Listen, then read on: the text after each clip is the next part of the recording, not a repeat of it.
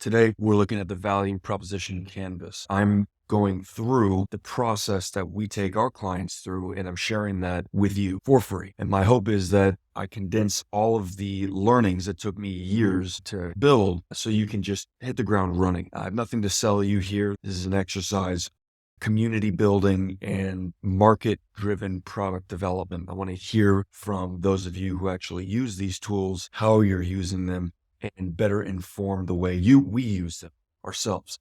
So that being said, let's dive into the value proposition canvas. All right. So first things first, we're going to look at the playbook. Now, this is actually a dinosaur. We have built this playbook many years ago and took our clients through it with a great level of success. And basically, the value proposition canvas is a tool which can help ensure that a product or service is positioned around what the customer values and needs. The value proposition canvas was initially developed by Alexander Oster Wilder, and it's just all around a solid tool. Everything in here was taken from the book, Value Proposition Design, written by Alex Oster Wilder and his colleagues. Please reference the source material for further insight. The course is also pretty darn good. This is all my personal take on it, and this is how I go ahead and build my value proposition canvas. First, there's two things. We got a gift and a person.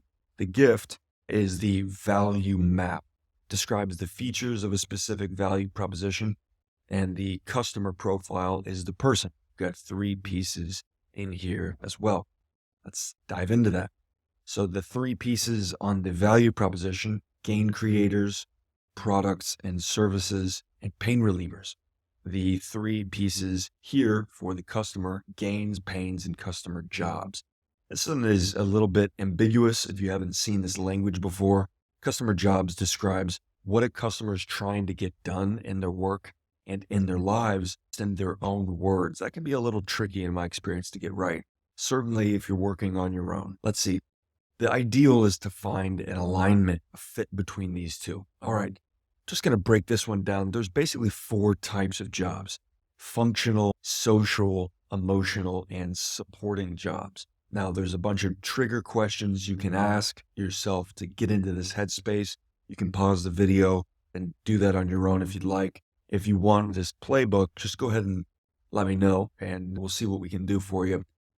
But in terms of sharing this and getting it into one of your own Miro boards, let's see. Customer pains, gains, products and services, pain relievers, gain creators, and then assembly. All of them have a similar format. That's how we do it. This is but let's go ahead and get into it.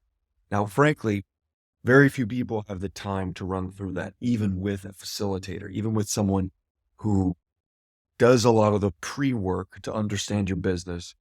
Come to a workshop with that whole playbook fleshed out with an initial draft, ask you very specific questions during the workshop, and then work on a second revision, a second iteration after the workshop, and then present that back to you for final iterations.